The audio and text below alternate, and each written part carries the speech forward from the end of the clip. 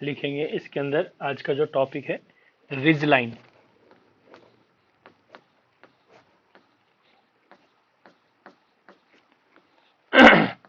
Ridge line इसको अपन बोलते हैं परिधि रेखा। रिज लाइन और परिधि रेखा लिखेंगे। The ridge line are the locus of the ridge line are the locus of points of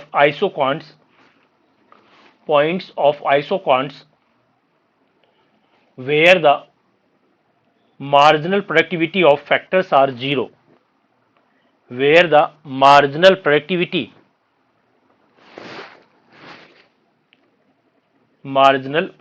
of factors are zero। परिधि रेखाएं वे रेखाएं होती हैं, परिधि रेखाएं वे रेखाएं होती हैं जो कि जिनके ऊपर साधन की प्रतिस्थापन साधन की सीमांत उत्पत्ति शून्य होती है। नेक्स्ट पॉइंट लिखेंगे। Ridge lines are two types. परिधि रेखाएं दो प्रकार की होती हैं। परिधि रेखाएं दो प्रकार की होती हैं। फर्स्ट है upper ridge line. Upper ridge line ऊपरी परिधि रेखा। इसमें लिखेंगे upper ridge line are those ridge lines upper ridge lines are those ridge lines where marginal productivity of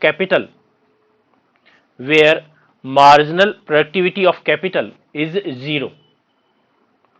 ऊपरी परिधि रेखा वह रेखा होती है, ऊपरी परिधि रेखा वह रेखा होती है जिसके प्रत्येक बिंदु पर पूंजी की सीमांत उत्पत्ति शून्य होती है। पूंजी की सीमांत उत्पत्ति शून्य होती है। सेकंड लिखेंगे लोअर रिज लाइन, निचली परिधि रेखा। निचली परिधि रेखा लिखेंगे the lower ridge line implies the lower ridge line implies zero marginal productivity of labor। zero marginal productivity of labor लिखेंगे निचली परिधि रेखा वह परिधि रेखा होती है, निचली परिधि रेखा वह परिधि रेखा होती है जिसके प्रत्येक बिंदु पर श्रम की सीमांत उत्पादकता शून्य होती है। श्रम की सीमांत उत्पादकता शून्य होती है।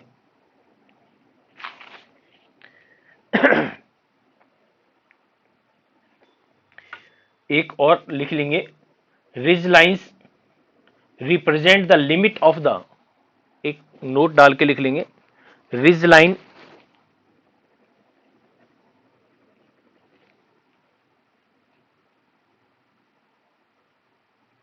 represent the limits of the economic region of production are called ridge line।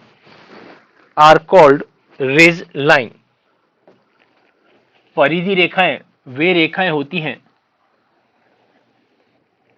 जो कि समुत्पत्ति वक्र पर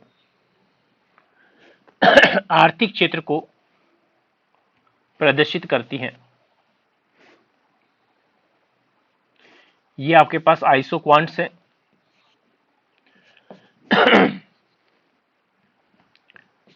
isoquant first, isoquant second, isoquant third. ये अपने ओ आर रिप्रेजेंट किया है और ये अपने पास है ओ एस। यह है A point, B point, C point, D point, E point, F point. यहां आपने लेबर लिया हुआ है, यहां आपने कैपिटल लिया हुआ। ये ओ आर ओ एस जो है रिज लाइन्स है, इसको बोलते हैं क्या, अपर रिज लाइन,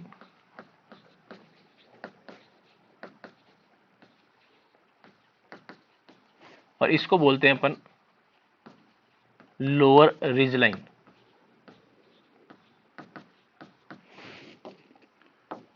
इसके ऊपर एमपी के जो है वो जीरो है इसके ईच एंड एवरी पॉइंट पर, और इसके यहां पर मार्जिनल प्रोडक्टिविटी ऑफ लेबर जो है वो क्या है, जीरो है। ये रिज लाइन के जो बीच वाला जो एरिया है इसको बोलते हैं इकोनॉमिक जोन, आर्थिक क्षेत्र, इकोनॉमिक जोन। और ये एरिया जो है वो है नॉन इकोनॉमिक जोन।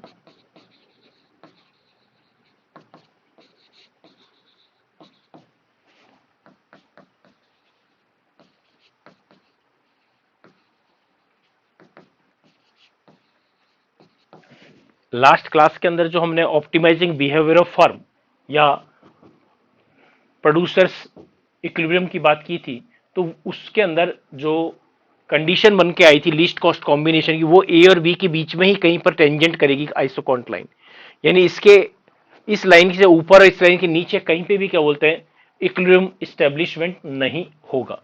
इक्विलिब्रियम अगर इस्टेब्लिशमेंट होगा या लीस्ट कॉस्ट कॉम्बिनेशन होगा या प्रोडक्शन मैक्सिमाइजेशन होगा या प्रॉफिट मैक्सिमाइजेशन होगा, वो सिर्फ और सिर्फ इस इकोनॉमिक जोन वाले एरिया के अंदर ही इस्टेब्लिश होगा। ठीक है, तो यहां पर हमने बात किया क्या, अपर रिज लाइन,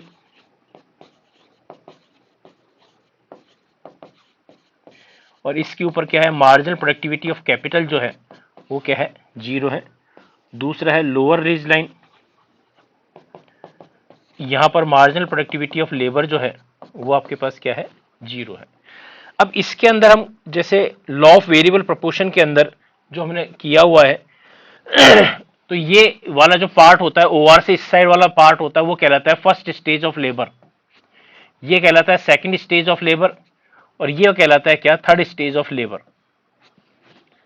और इसी को अगर अपन रिवाइंड कर दें तो यानी लेबर को कांस्टेंट और कैपिटल को वेरिएबल करते हैं, तो ये कहलाता है क्या, फर्स्ट स्टेज ऑफ कैपिटल, ये कहलाता है सेकंड स्टेज ऑफ कैपिटल, और ये कहलाता है क्या, third stage of capital. Third stage of capital कहलाता है। ठीक है, तो इस तरह से क्या बोलते हैं, ये फर्स्ट स्टेज और थर्ड स्टेज का कॉम्बिनेशन है, यहां फर्स्ट स्टेज और थर्ड स्टेज का कॉम्बिनेशन है। तो कई बार अपन बोलते हैं ना कि सेकंड स्टेज बेस्ट क्यों होती है, उसका रीजन भी ये है कि क्योंकि सेकंड स्टेज के अंदर क्या बोलते हैं, हमारे यहाँ आइसो क्वांट का जो इकोनॉमिक जोन एरिया है या वहां पर लीस्ट कॉस्ट कॉम्बिनेशन यानी न्यूनतम लागत संयोग, या अपन के प्रोडक्शन मैक्सिमाइजेशन की कंडीशंस बन के आती है इस वाले एरिया के पार्ट में। इसको अगर मैं यह थोड़ा सा वो डायग्राम के थ्रू बताएं जो आपने किया हुआ था लॉ ऑफ वेरिएबल प्रोपोर्शन के अंदर,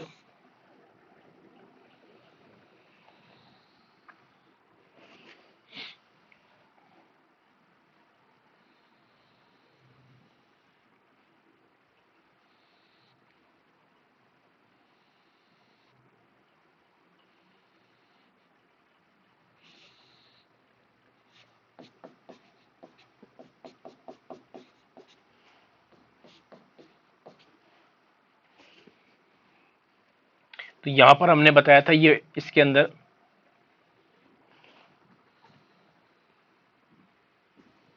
फर्स्ट स्टेज ऑफ लेबर है, ये सेकंड स्टेज ऑफ लेबर है, ये थर्ड स्टेज ऑफ लेबर है। और यहां पर हमने इसको आपको क्लास के अंदर बताया था कि यहाँ कैपिटल जो है वो कांस्टेंट है और लेबर जो है वेरिएबल है।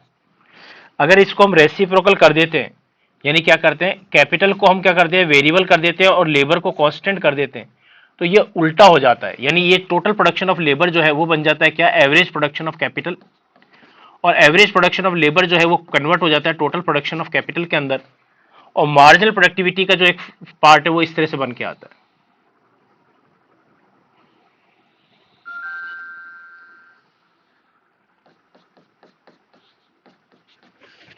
तो ये स्टेज कहलाती है क्या? First stage of capital. ये कहलाती है सेकेंड स्टेज ऑफ कैपिटल। और ये कहलाती है क्या? थर्ड स्टेज ऑफ कैपिटल की बन के आती है।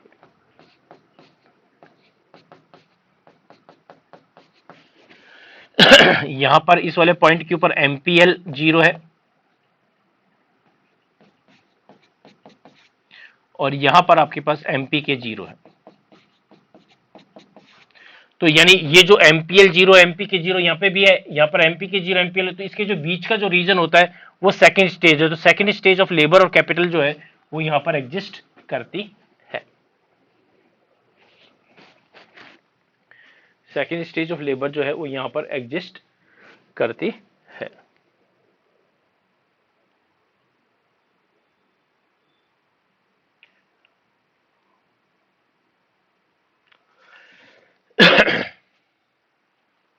कोई डाउट है आप लोगों को इसमें?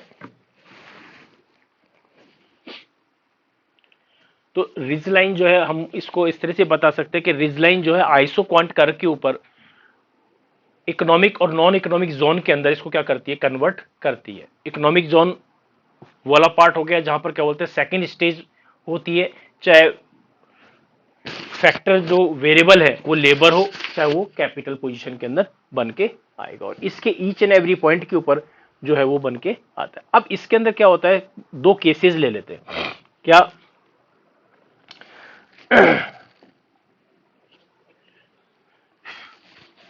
फर्स्ट केस है कि if both factors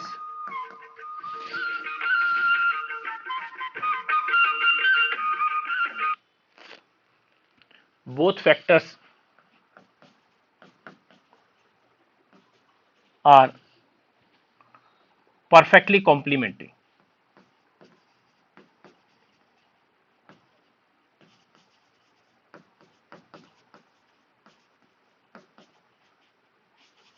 perfectly complementary. अगर दोनों फैक्टर्स यदि परफेक्टली कॉम्प्लीमेंट्री होगी तो रिज लाइन की पोजीशन क्या होगी? तो परफेक्टली कॉम्प्लीमेंट्री के अंदर क्या होगा कि जो आइसोक्वांट है उसकी जो शेप है वो क्या होगी? एल शेप बन के आएगी। क्या बन के आएगी? सॉरी, एल शेप बन के आएगी।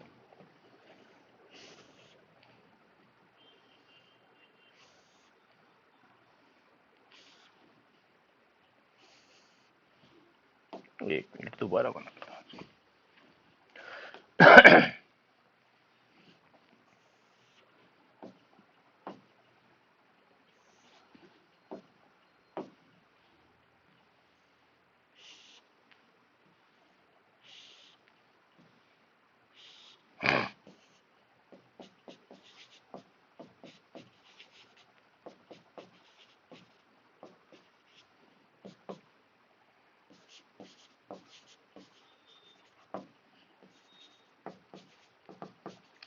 तो ऐसी कंडीशंस के अंदर जो रिज लाइन होगी वो क्या होगी? सिंगल रिज लाइन होगी।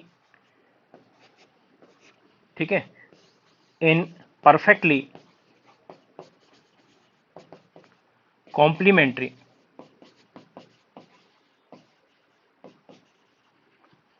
factors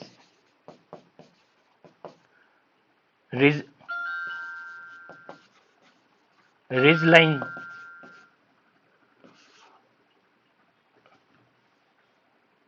is only one because both factors are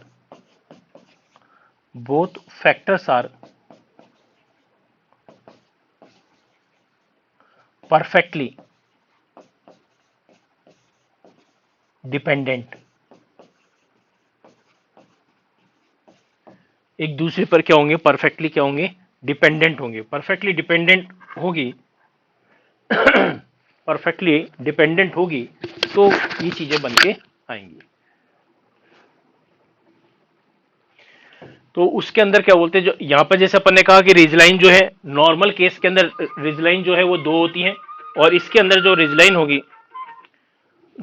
होगी वो क्या बोलते हैं यहाँ पर अपने पास क्या बन के आएंगी, सिंगल बन के आएगी, केवल ये वाली पोजीशन बन के आएगी। अगर ये तो परफेक्टली कॉम्प्लीमेंट्री की बात की, अगर क्या हो फैक्टर्स क्या हो परफेक्टली सब्स्टिट्यूट हो। दूसरा केस हम लेके चल रहे हैं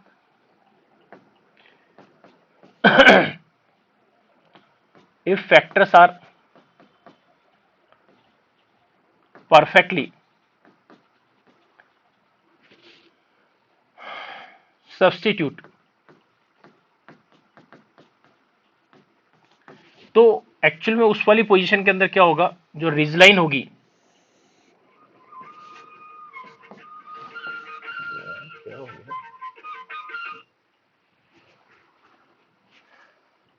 वो आपके पास क्या होंगी, परफेक्टली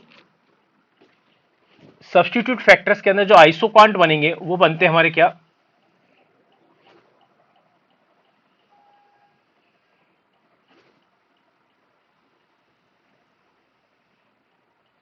लीनियर बन के आते हैं।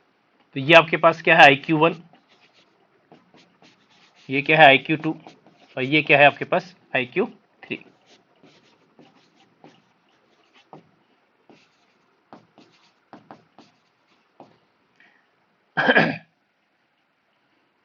आई लेबर है, ये अपने पास कैपिटल है IQ1 IQ2 IQ3। तो यहां पर जो रिज लाइन बन के आएंगी वो आइदर और होगी, या तो क्या बोलते हैं OX एक्सिस पे ओवरलैप करेगी या OY एक्सिस पे ओवरलैप करेगी। क्यों, क्योंकि यहां पर जो क्या बोलते हैं लीस्ट कॉस्ट कॉम्बिनेशंस होंगे, तो दोनों फैक्टर्स क्या है परफेक्टली सब्स्टिट्यूट है। जैसे कहने का मतलब, जैसे एक मैं यहां पर पढ़ा रहा हूं, सेम मेरा क्लोन एक यहां पे दूसरी जगह पढ़ा रहा है, तो डेफिनेटली दोनों में से कोई एक जना ही पढ़ाएगा, दोनों जना नहीं पढ़ा सकते, तो डेफिनेटली उनका जो जो इक्विलिब्रियम पॉइंट होंगे वो इन पॉइंट्स के अंदर बन के आएंगे, A1 B1 C1, ये आपके पास है A2 B2 और ये C2। तो रिज लाइन जो होगी वो आपके पास क्या होगी, या तो यहां पर होगा MPL 0 या यहां पर होगा MPK 0। तो इस लिखेंगे इन perfectly substitute factors in perfectly substitute factors ridge line either on OX axis or OY axis, either OX axis और OY axis।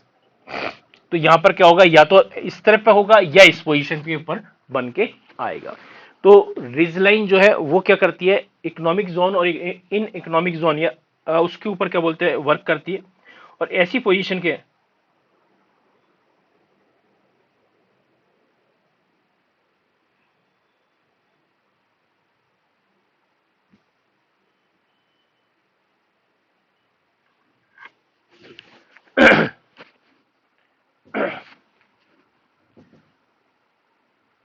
तो उस हिसाब से क्या बोलते हैं ये मूवमेंट बन के आता है।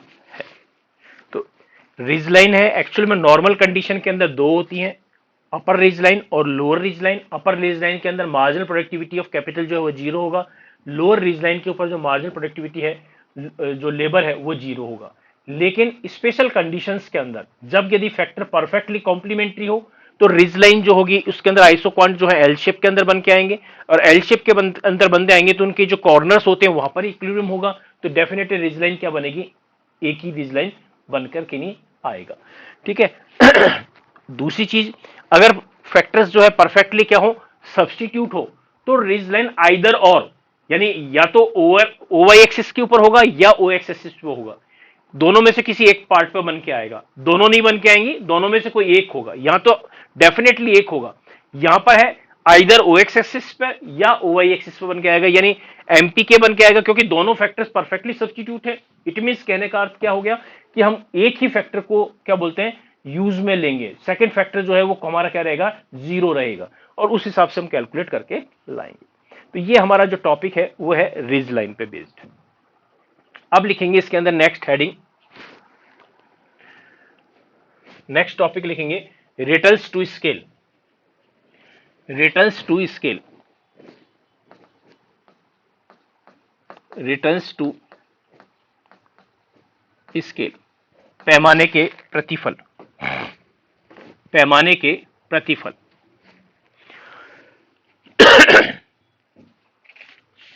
रिटर्न्स टू स्केल, पैमाने के प्रतिफल।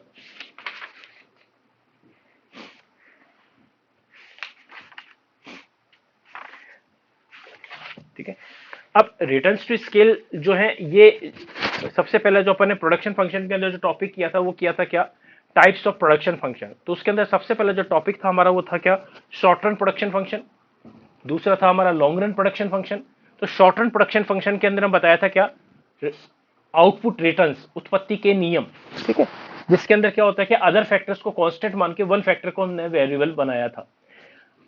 दूसरा जो पार्ट था लॉन्ग रन प्रोडक्शन फंक्शन की जो हमने बात की थी, दीर्घकालीन उत्पादन फलन की जो हमने बात की थी, तो वहां पर हम बताते हैं क्या, रिटर्न्स टू स्केल, यानी फैक्टर्स के, यानी आउटपुट के हम सारे फैक्टर्स को क्या बोलते हैं एक प्रोपोर्शन के अंदर चेंज करते हैं, और उसका इफेक्ट जो है हम किस पर चेक करते हैं, आउटपुट पर हम उसको चेक करते हैं, तो वो कहलाता है क्या, returns to scale.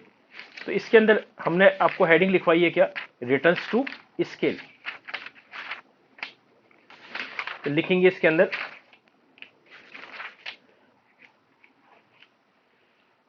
it is called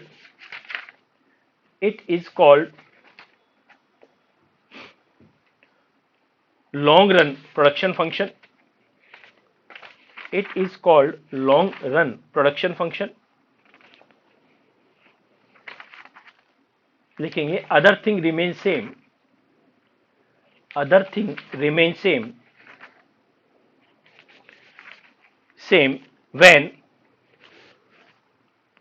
when increasing all the factors of production, increasing all the factors of production,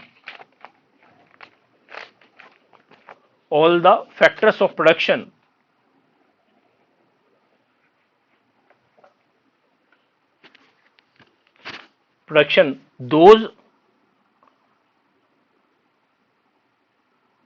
those output ratio, those output ratio were first point लिखेंगे, फर्स्ट पॉइंट लिखेंगे increasing by same ratio, increasing by same ratio then constant returns to scale are exist, then constant returns to scale are exist, constant returns to scale are exist।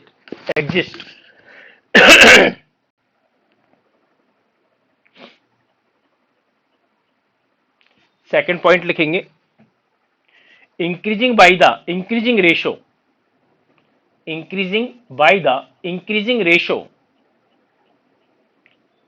called increasing returns to scale, called increasing returns to scale। तीसरा लिखेंगे increasing by the decreasing ratio, increasing by the decreasing ratio called diminishing returns to scale, called diminishing returns to scale।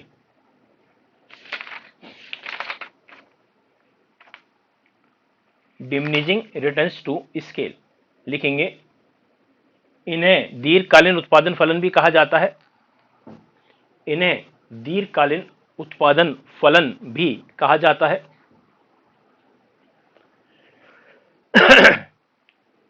अन्य बातों के समान रहने पर साधनों को जिस अनुपात में बढ़ाया जाता है पहला पॉइंट, यदि उत्पादन उसी अनुपात में बढ़ता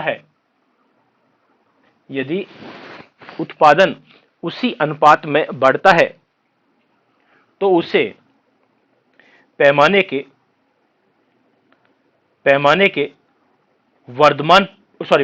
स्थिर प्रतिफल कहते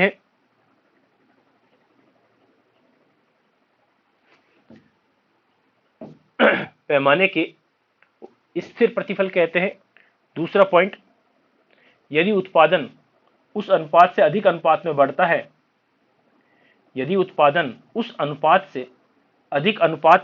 है तो उसे पैमाने के वर्धमान प्रतिफल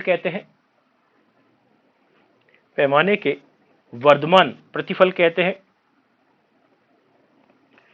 तीसरा पॉइंट, और यदि उत्पादन उस अनुपात से कम अनुपात में बढ़ता है तो पैमाने के ह्रासमान प्रतिफल प्राप्त होते हैं।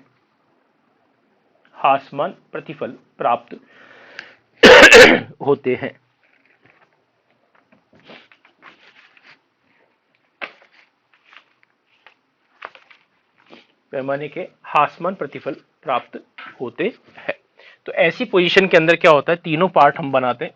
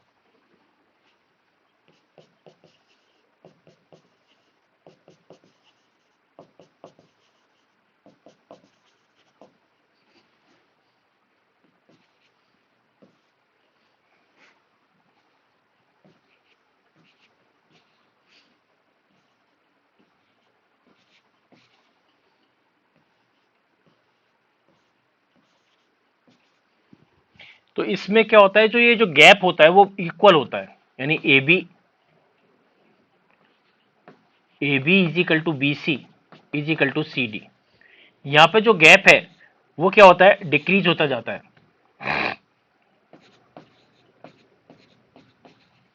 और यहां गैप जो है वो इंक्रीज होता जाता है।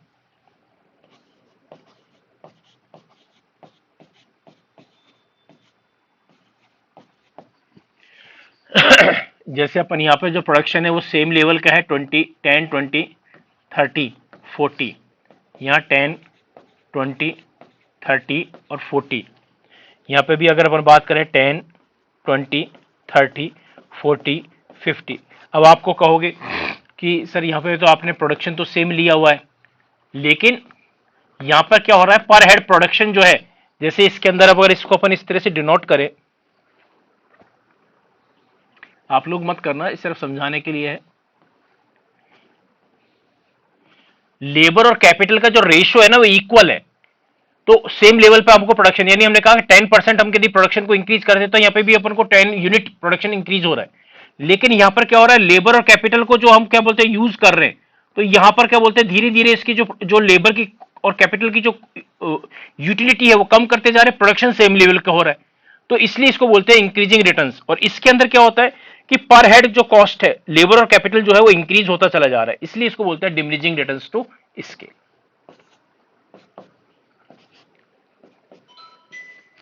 ये आपके पास है कांस्टेंट रिटर्न्स टू स्केल।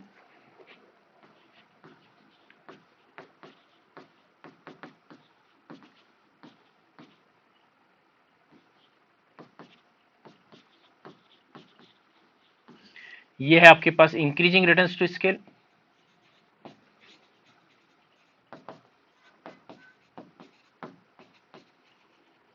और ये है आपके पास diminishing returns to scale.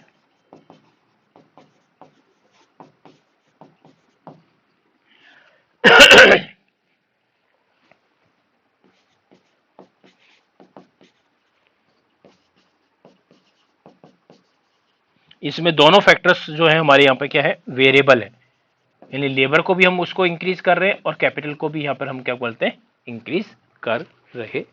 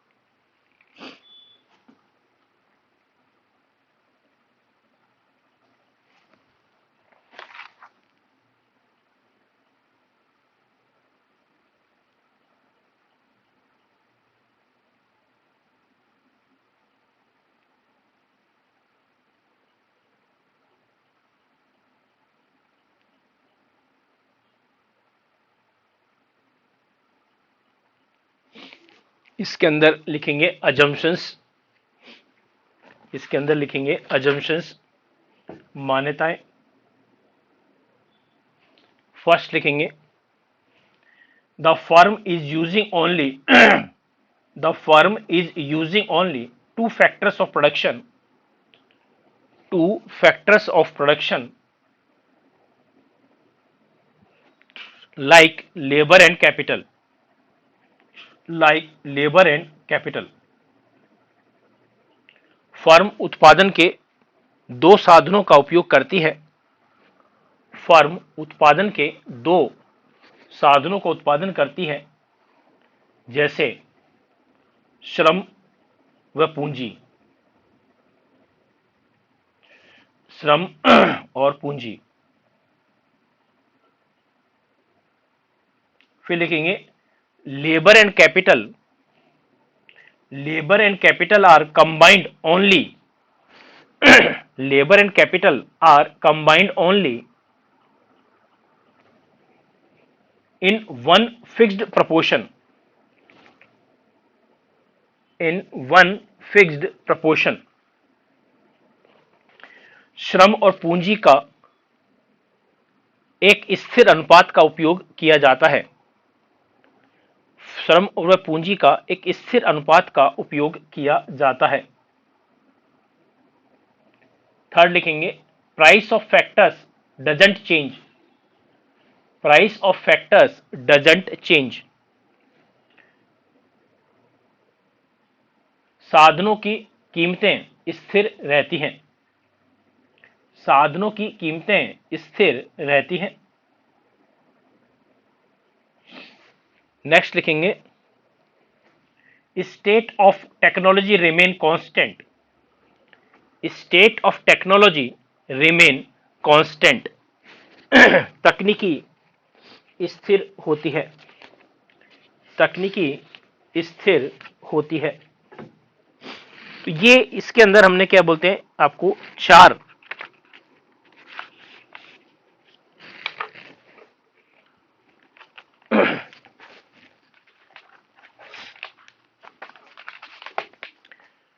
Assumptions आपके सामने बात की है प्रोडक्शन फंक्शन के अंदर। ठीक है,